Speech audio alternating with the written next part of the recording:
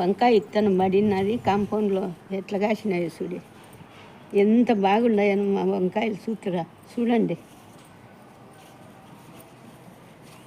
కత్తిరి పెట్టకూడదులేమ్మా, ఇది ఇరిగిపోతుందని అంతే.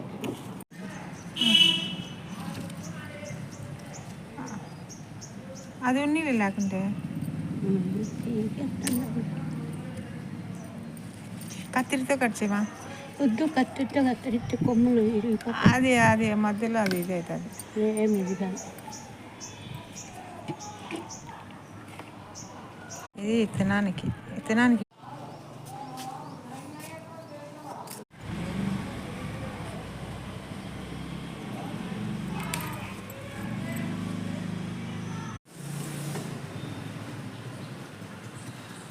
వచ్చింది.